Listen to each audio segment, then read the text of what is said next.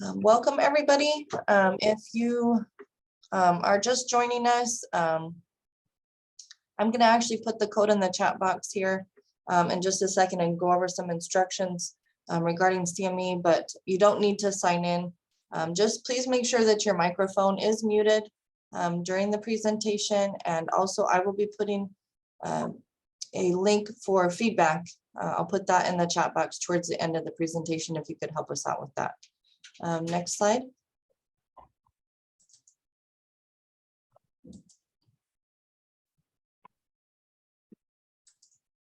So this is the South Texas Regional Family Medicine Grand Rounds. We are partnered with the South Central AHEC, and you can see our mission statement there for the department. Next slide.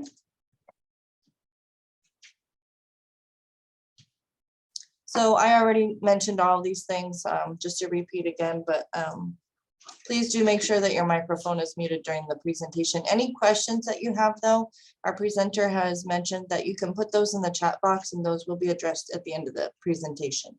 Next slide. For those who are claiming CME credit, please take note of the activity code listed here for today. You'll need to text attend and then the 8-digit code listed here to the toll-free number before midnight tonight. So please make sure that you do that. I'll put the information in the chat box as we get going here as well.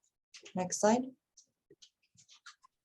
This information here just goes over if you have not registered with the CME system yet. You would just need to text your email address to the toll-free number listed there, and then you would be able to then move forward with registering for CME credits. But if you have any questions, please feel free to reach out to the CME office. Their information is listed in the next slide, and then you can also reach out to me as well. Next slide. So the CME office, as I mentioned, we've got their address here, but do make sure you visit the website every so often to make sure that you are getting the credits. If you're claiming CME, you want that transcript to reflect the credits for the presentations that you've attended. So please make sure you do that every so often. But if you have any questions, you can reach out to them or you can reach out to me as well. Next slide.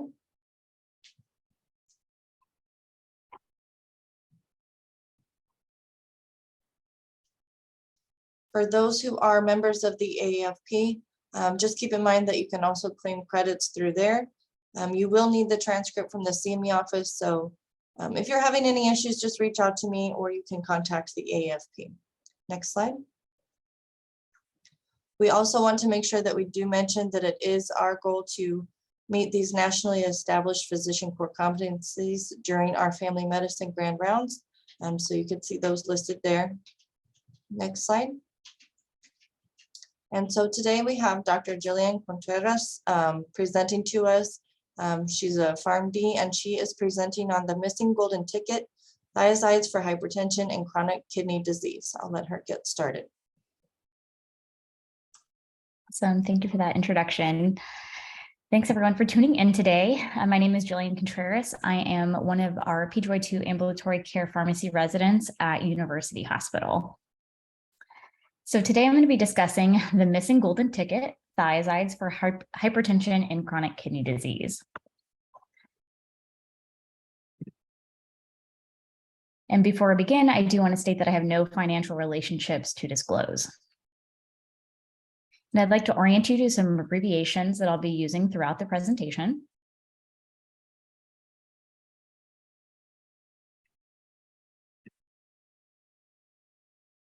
And as we move through the presentation, I have a few learning objectives that I've created, and I hope everyone will be able to confidently answer by the end of the presentation. First being that we should be able to describe the mechanism of action and pharmacokinetics for thiazide diuretics.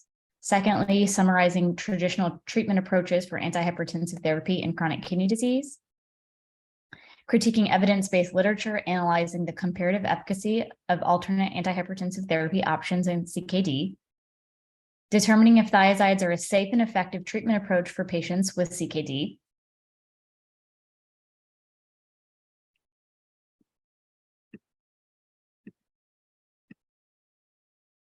And now I'm pleased to present to you our patient case for today's discussion, WW. He is a 50-year-old male referred from his PCP to PharmD clinic for uncontrolled hypertension. He He has a past medical history of type 2 diabetes, hypertension, CAD, BPH, and CKD stage 4. He presents with persistently elevated ambulatory blood pressure readings greater than 150/89. He's euvolemic on presentation. His most pertinent labs are listed. And he's currently on lisinopril 40 milligrams daily, amlodipine 10 milligrams daily, and carvedilol 25 milligrams twice daily. So given with the little information that you have at this time, what do we think is the most appropriate treatment plan to manage WW's hypertension? Is it A, starting furosemide 20 milligrams twice daily, B, starting HCTZ 12.5 milligrams daily, plus furosemide 20 milligrams twice daily, or C, starting chlorthalidone 12.5 milligrams daily, or D, start one everlasting gobstopper daily. After all, it is the most potent therapeutic option we have. So if you want to put your best guess, most educated answer in the chat box. I'll give you a second to answer.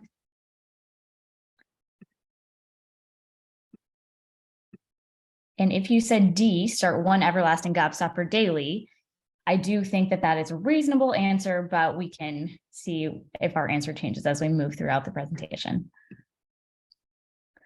All right, so I know what you might be thinking. Okay, Jillian, hypertension is not that complicated. Management really has not changed at all in the last couple of years. But before I lose you, I promise there are some exciting changes on the horizon, specifically for the management of hypertension in CKD. So for a little bit of background, the prevalence of CKD ranges from about 60 to 90%, and the prevalence depends on the stage of CKD.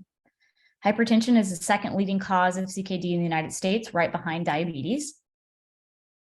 Uncontrolled hypertension is associated with an increased risk of cardiovascular morbidity and mortality, and the overall rate of controlled hypertension in the United States is about 40%.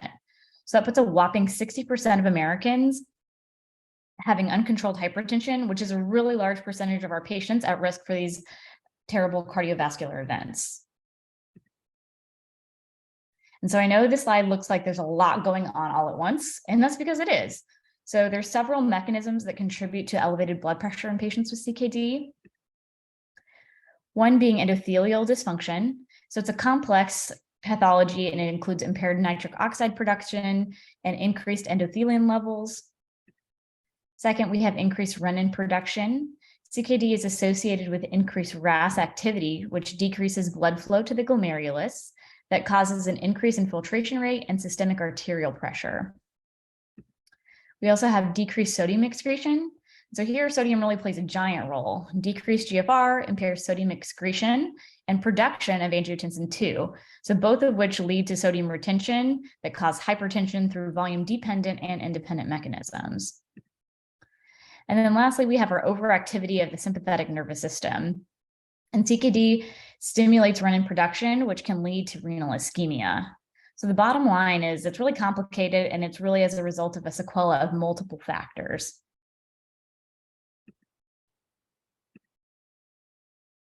And so just for reference again, to remind our minds, I have listed the 5 stages of CKD. And then just to highlight, for the purposes of this presentation, we're really going to be focusing on advanced CKD patients with GFRs less than 60, placing them in stages 4 to 5 or 3B to 5, described as moderate to severe loss of kidney function to kidney failure. And again, sort of a reminder, listed here, I have all of our major antihypertensive guideline recommendations. They all provide the same treatment goal for patients with CKD of a blood pressure less than 130/80. However, our kidney experts in the KDIGO guidelines were bold, and they recommended a systolic blood pressure goal of less than 120 millimeters of mercury. The lower systolic blood pressure target is based on its cardioprotective survival and potential cognitive benefits. There's no data that supports any sort of renoprotective benefit targeting this lower systolic goal. In fact, the evidence for systolic less than 120 supporting kidney protection is really non-existent. So KDIGO does state that there are certain subpopulations in CKD in which the evidence that supports this lower systolic target that's less rigorous and requires more studies in our CKD stage 4 and 5. And some of those subpopulations are patients with concomitant diabetes, severe proteinuria, extremes of ages, and having white coat hypertension. All right, time for a little knowledge check. Take a step back. Which of the following is a mechanism by which hypertension is caused in chronic kidney disease? Is it decreased sympathetic nervous system activity? B, sodium wasting in the glomerulus? C, increased RAS activity? Or D, decreased peripheral vasoconstriction? You're going to type your best guess, answer, most educated guess in the chat.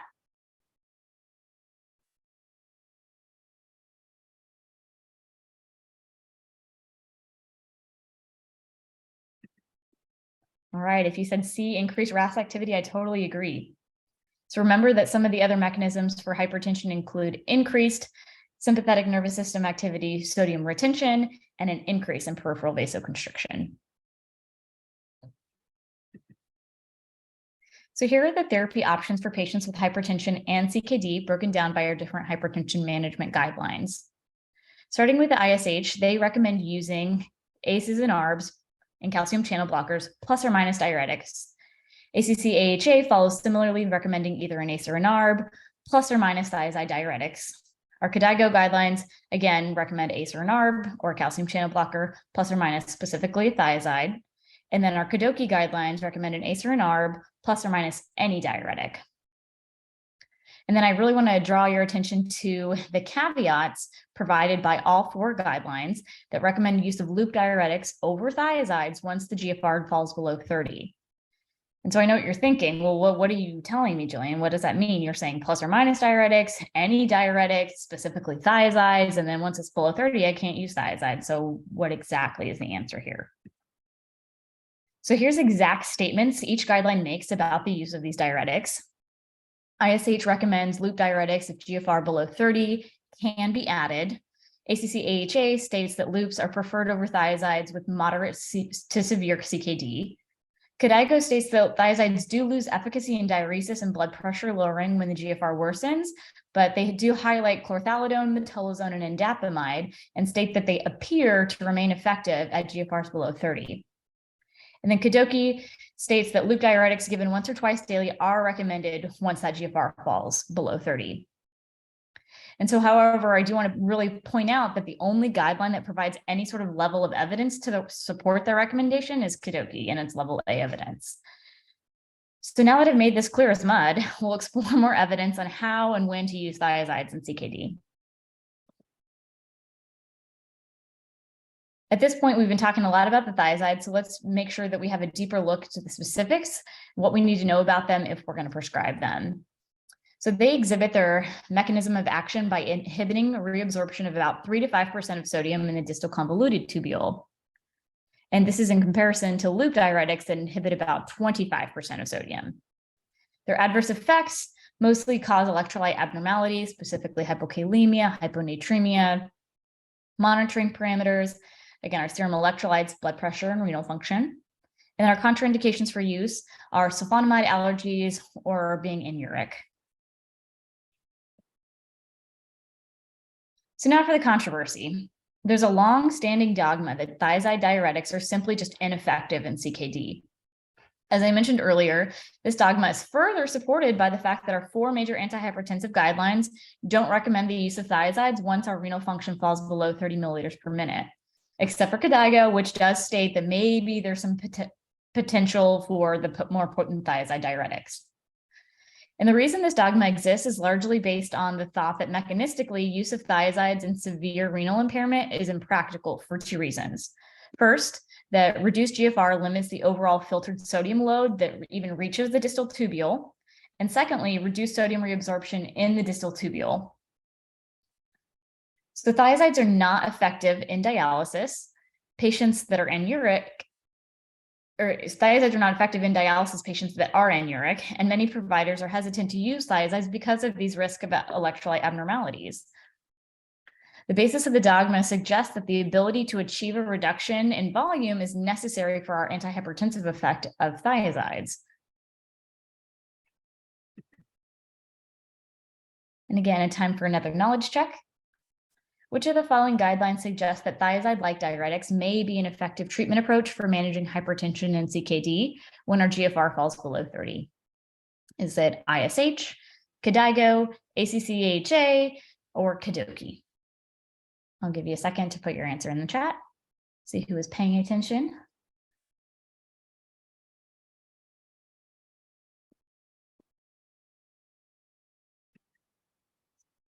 All right, our answer here is B, KDIGO. So if you'll remember, they're the only guideline that makes any sort of statement that says that thiazides lose efficacy, but it does highlight our more potent thiazide diuretics, such as chlorthalidone, metolazone, and indapamide when the GFR falls below 30. And then all the other guideline recommendations only support the use of a loop diuretic. So this brings me to my clinical question. Are thiazide diuretics safe and effective at treating hypertension in patients with advanced CKD? To help us answer this question, let's look at the history of literature behind thiazides. So to begin, in 1982, Wallum and colleagues was a very small study that only had 8 patients in it. It compared hydrochlorothiazide to furosemide, and it found that HCTZ was effective in decreasing blood pressure only when combined with furosemide.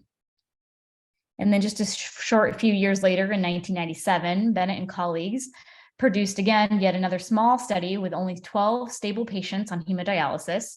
They underwent crossover evaluation with HCTZ, metolazone, or placebo. And this study concluded that natriuresis was necessary to produce an antihypertensive effect. And again, I do want to remember that these are hemodialysis patients that were producing less than 100 milliliters of urine per day. So really the cards were already stacked against thiazides in this study to begin with. And then in 2005, we have Dussel and colleagues who published a study that looked at furosemide versus hydrochlorothiazide for 1 month, again, in a small study of only 7 patients, but found that hydrochlorothiazide increased the fraction of excreted sodium and chloride more than furosemide. However, both decreased blood pressure by the same amount. And then, of course, I think it's always important to highlight in 2014, the publication of our big landmark trial, the SPRINT trial. This looked at intensive blood pressure control, and it was the first of its kind in a large randomized fashion that included patients that had CKD. It really helped change the landscape of our kind of studies that we had. In fact, there was 30% of patients that had CKD that were included in the SPRINT trial. So based on the previous small studies presented, it seems that if slowly but surely there's been more and more evidence that show that maybe thiazides have some sort of role, and this dogma really isn't non-existent. However, there's larger studies that need to explore the concept further. So now we'll go in depth on 3 key pieces of literature to help us answer our clinical question.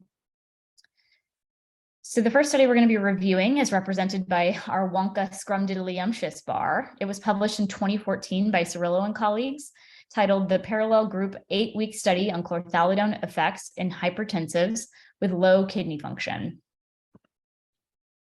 This was a prospective, parallel group, single-blind, single-center trial. Its patient population consisted of 2 groups. One with an eGFR less than 60 group. This included patients with hypertension plus an eGFR ranging from 25 to 59. And then a control group in which they titled it. They included patients with hypertension and GFRs greater than 60. The intervention here was chlorthalidone, 25 milligrams daily. And our primary outcome was 8-week changes in blood pressure. And before we get into the study further, again, I do want to point out, even though the 2 study populations, one being labeled the control group, those patients still did in fact receive the chlorthalidone intervention.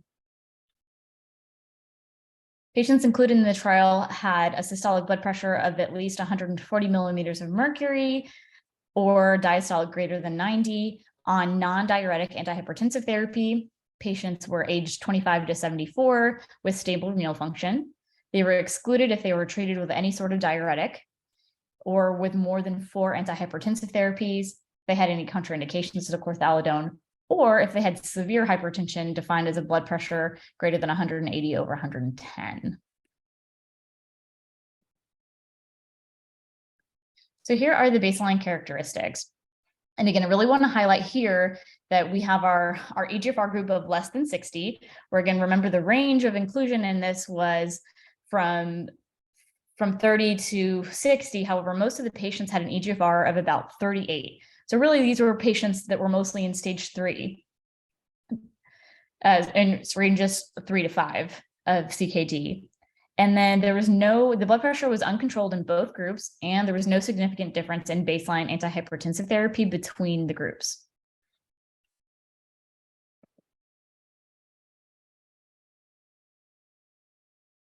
So our control group showed that with our normal renal function, that there was a significant reduction in both systolic and diastolic blood pressure in both groups from baseline to 8 weeks. There was no significant difference on blood pressure lowering between the two groups. And as expected, there were significant changes in serum creatinine, uric acid, GFR, and potassium in both groups from baseline to 8 weeks. However, of note, there was no reduction in albuminuria at 8 weeks in either group. And the safety results were published in this study were interesting. So some of the things that they reported were doubling of baseline serum creatinine and halving of baseline eGFR. So these are really rather extreme endpoints that we wouldn't expect with starting chlorthalidone at baseline. And of note, there was a higher percentage of patients with hyponatremia in the reduced renal function group. The strengths of Cirillo and colleagues were that they were well-matched baseline blood pressure, proteinuria, and antihypertensive therapies to begin with. This study confirmed the short-term efficacy of thiazide diuretics. Again, it was only up to 8 weeks. The limitation were the relatively small sample size, excluding patients that were already on diuretic treatment, and it used fixed dose chlorthalidone.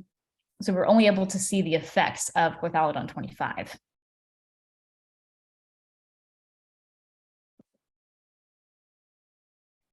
So my key takeaway from Cirillo and colleagues was that chlorthalidone 25 milligrams daily is effective at reducing blood pressure in patients with GFR less than 60. However, longer duration studies are needed to really confirm this long-term efficacy of chlorthalidone and CKD.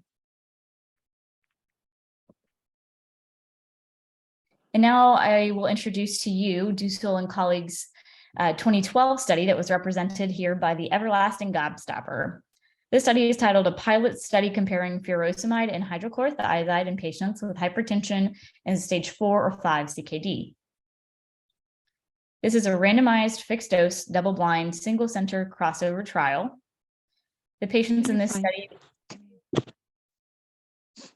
were non-hemodialysis patients with hypertension and CKD stage 4 or 5. Intervention groups here are furosemide daily versus hydrochlorothiazide 25 milligrams daily. Our primary outcome is sodium and chloride fractional excretion. Patients were included if they were at least 18 years of age. They had hypertension, defined as blood pressure greater than 130/80, or on any antihypertensive therapy. They also had to be between stage 4 and 5 CKD. They were excluded if they had uncontrolled hypertension, congestive heart failure, or obvious signs of extracellular overhydration. So this study baseline mostly consisted of men, mean age of 62, with a mean systolic blood pressure of just 101 millimeters of mercury. So really these patients were already borderline hypotensive at inclusion. So again, remembering our inclusion criteria was not just being uncontrolled, they just had to be on antihypertensive therapy at baseline. And for our primary outcome, the fractional excretions of sodium and chloride during the study, there was not a significant difference in fractional excretion of either sodium or chloride in either furosemide or HCTZ. However, both agents did significantly decrease blood pressure, but combined therapy caused significant hypotension. So really there's, again, they're almost the same changes in mean systolic blood pressure between furosemide and HCTZ. However, combined, that really had a profound additive effect. All three groups saw a decrease in eGFR from baseline, but only significant was in the combined regimen, and it was reversed upon discontinuation in all groups. This study, or this table, is our urine and serum and urine parameters that we're seeing throughout the study. All three groups saw an expected significant increase in serum creatinine and reduction in potassium. Again, I think that it's important to highlight any changes in proteinuria, and this study found that 24-hour proteinuria significantly decreased only in the combined regimen.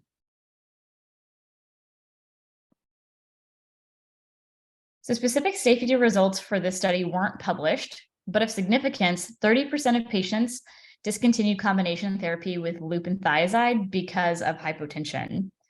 So all patients completed both the separate furosemide and hydrochlorothiazide arms, but 7 patients had to stop the combined regimen due to this hypotension and pre-renal AKI.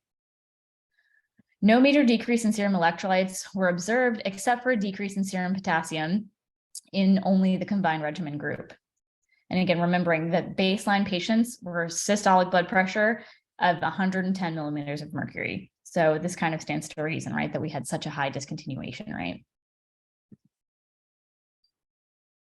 The strengths of this study are that it included patients with CKD stage 5. So really, it's kind of the first of its kind crossover that looked at combination, that looked at patients all the way down to CKD stage 5.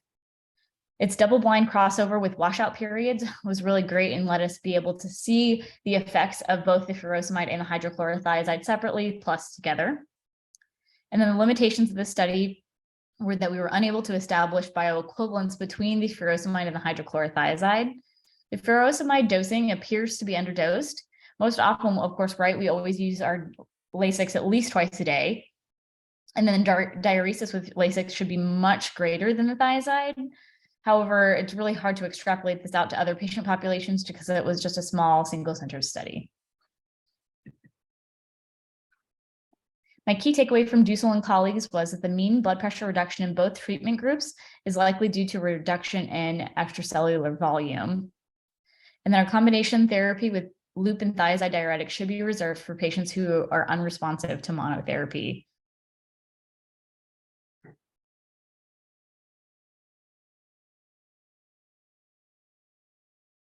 And now for the final piece of literature we'll be diving into, represented by the OG Wonka bar, if you will. Remember, this is where Charlie found his golden ticket. So maybe perhaps this is our golden ticket study, the one we've all been waiting for, that's just going to give us the answer to this big dogma of a question that's been plaguing us for centuries. This is titled Chlorthalidone for Hypertension and Advanced Chronic Kidney Disease. This was a double-blind, randomized, placebo-controlled trial that looked at patients with hypertension and CKD in stages 3 and 4. Intervention group here was placebo versus chlorthalidone, 12.5 milligrams daily, titrated at 4-week intervals. And our primary outcome here is to change in 24-hour ambulatory systolic blood pressure from baseline to 12 weeks. Patients were included if they were 18 years of age or older, had a GFR less than 30 but greater than 15, systolic blood pressure greater than 130 or diastolic greater than 80, or treated with at least one antihypertensive therapy. They were excluded if they had used a thiazide diuretic in the last 12 weeks. Also, if they had use of high-dose loop diuretics, systolic blood pressure greater than 160, or diastolic greater than 100 millimeters of mercury. They're also excluded if they had any sort of recent cardiovascular event. And here, our high-dose loop diuretics were defined as furosemide greater than 200 milligrams per day or torsemide greater than 100 milligrams per day. Patients in this study had a mean age of 66. They were mostly white males with a severely increased albuminuria at baseline, with a mean eGFR in the low 20s, placing them mostly in CKD stage 4. The result of our adjusted change in ambulatory blood pressure from randomization to week 12 showed that systolic and diastolic blood pressure had a statistically significant treatment effect at week 12. And so to break it down even further, remember that chlorthalidone was titrated every 4-week interval all the way up to 50 milligrams by week 8. There were significant decreases in mean systolic blood pressure at each of the 4-week dose interval increases. However, the lowest dose of chlorthalidone, the 12.5 milligram, produced most of the blood pressure lowering effect. It decreased systolic blood pressure by about 12 millimeters of mercury, and each subsequent dose increase, from 12.5 to 25, you only gained about a 4-point further decrease in systolic blood pressure.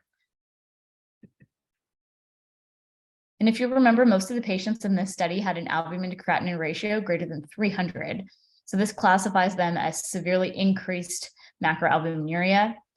While each dose increase had a significant decrease in the albumin to creatinine ratio, clinically, it didn't really move them out of this macroalbuminuria urea classification. At each of the 4-week titrations, there was really only a difference in reduction by about 30 points. So 300 minus 30 didn't really move them far. The urinary albumin to creatinine ratio increased from time of discontinuation to 2 weeks post-trial, suggesting that the mechanism of the reduction in the degree of albuminuria is at least in part hemodynamically motivated, whereas the persistent reduction in the degree of albuminuria from after only after only 2 weeks to 12 of therapy with chlorthalidone may suggest that the drug has the potential to provide renal protection in CKD, but we really need a much longer duration study that would help prove this.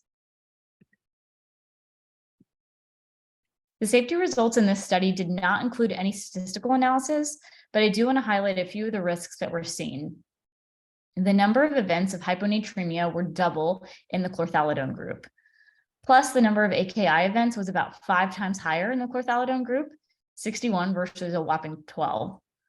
In fact, subgroup analysis among patients who were and were not receiving loop diuretics at baseline found that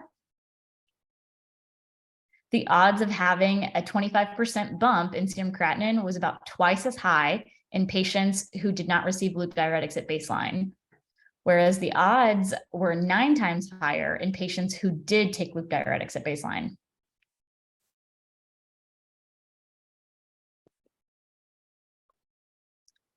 So for the strengths of the Argawal and colleagues study, it was a multi-center randomized control trial. It was one of the largest ones that we have to date. It included dose titration of chlorthalidone. So while you'll remember clinically, we generally don't use higher than 12.5, 25 milligram doses, it did let us kind of serve as a cautionary tale of why not to go up to 50 milligrams of chlorthalidone. It did stratify by prior loop diuretic use, so we were able to see that effect. And the limitations were its small sample size, not powered to detect difference in adverse effects. My key takeaway from the Argawal and colleagues study was that chlorthalidone 12.5 milligrams daily is effective at reducing blood pressure in CKD stage 4 patients. Thiazide diuretics may possess renal protective effects, and concomitant use of loop diuretics and thiazide diuretics increase the risk of AKI.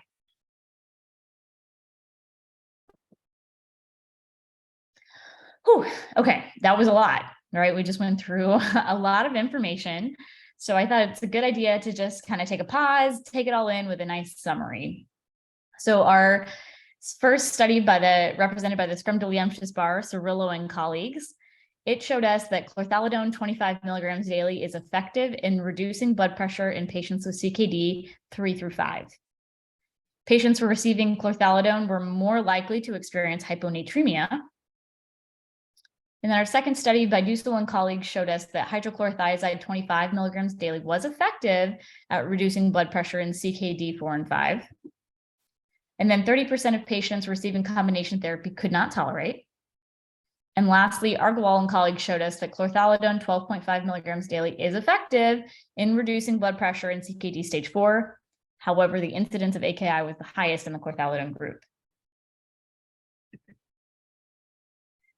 So after that deep dive into the literature, I think it's safe to say that the dogma is effectively crushed. All 3 trials proved that thiazides are effective in GFRs less than 30.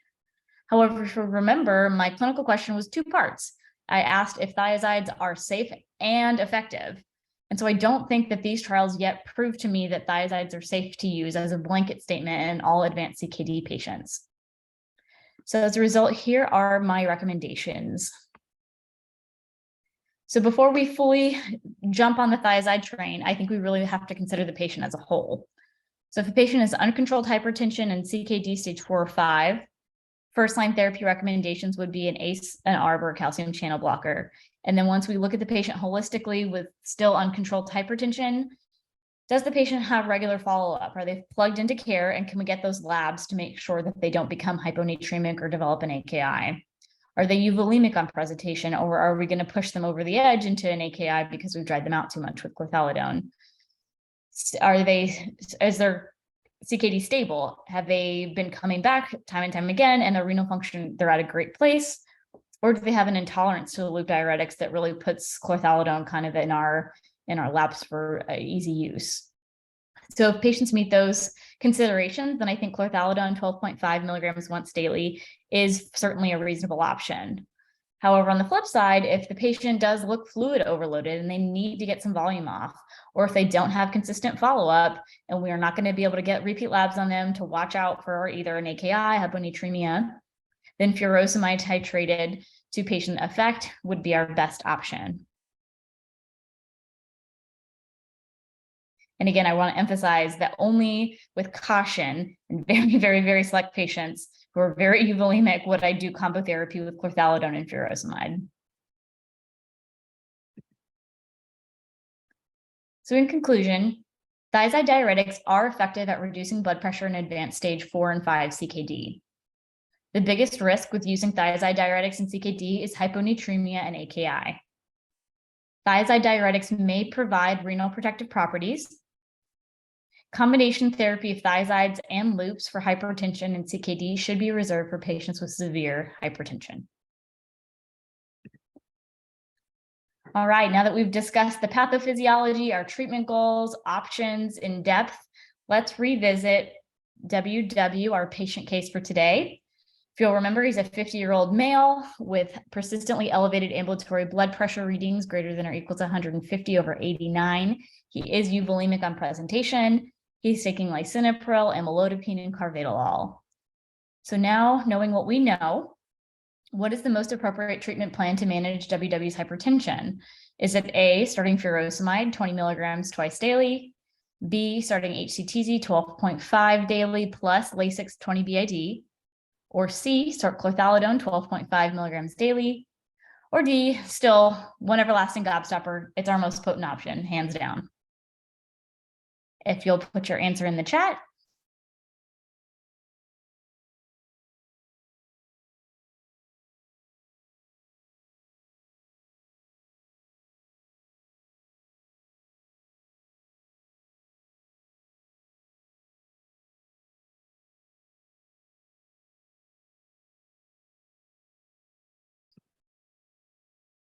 And if you said C, start chlorthalidone 12.5 milligrams daily, I totally agree.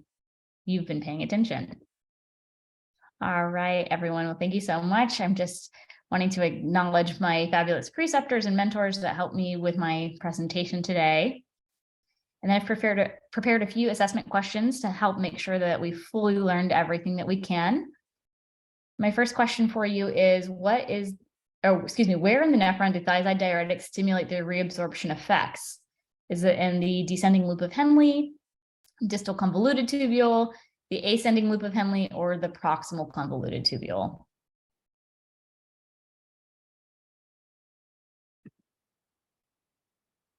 Give you a second to type your answer. I know you know this.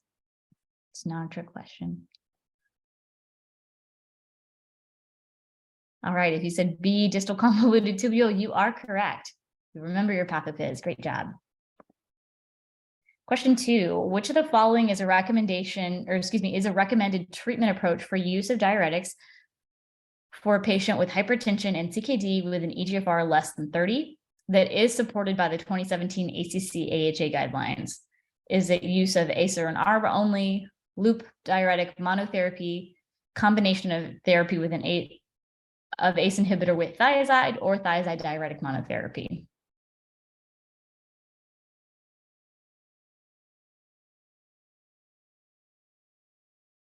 I'll give you a second to think on it and be like, oh, I don't know. You talked about 4 guidelines. There was a lot of them. I don't remember.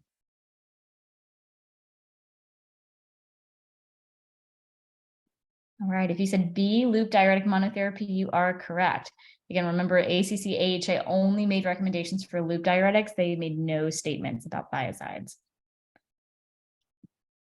And for assessment question number 3, what is the consensus of recent literature in patients with hypertension and CKD with a GFR below 30? Is it thiazide diuretics are safe but not efficacious? Loop diuretics are superior to thiazides? Thiazide diuretics are efficacious but not safe? Or lastly, D, thiazide diuretics are efficacious but must be monitored closely for safety?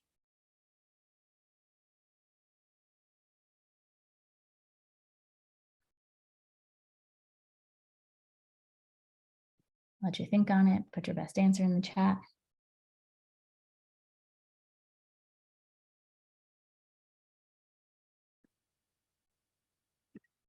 All right, if you said D, thiazide diuretics are efficacious, but must be monitored for safety, you are absolutely correct.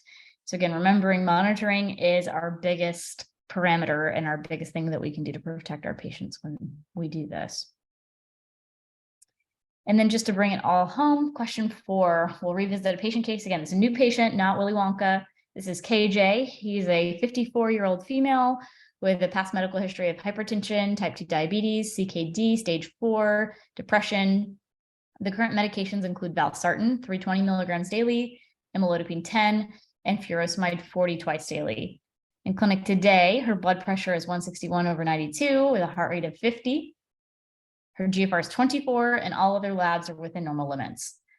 Now, knowing what you know as the hypertension and chlorthalidone expert, what is the most appropriate treatment plan for her hypertension? Is it to start chlorthalidone, 12.5 daily, stop her Lasix, that obviously has no place in therapy, start her on Corvedolol, 6.25 milligrams twice daily, or D, no change in her blood pressure control is needed?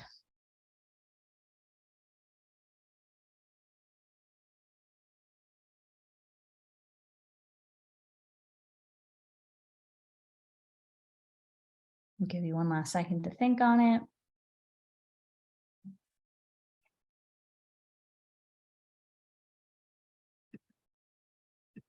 And if you said A, start chlorthalidone, 12.5 milligrams daily, I totally agree.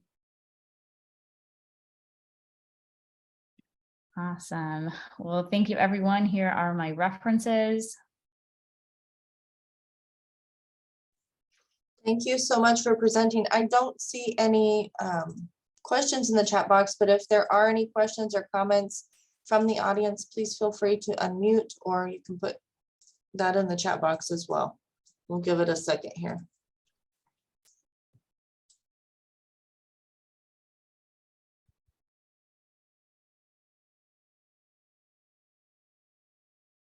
Okay, well, I don't know, everybody's super shy today or something. So I will, I just want to thank you for presenting to us for Grand Rounds today. And thank you, everybody, for joining us. Yes, thank you for your time.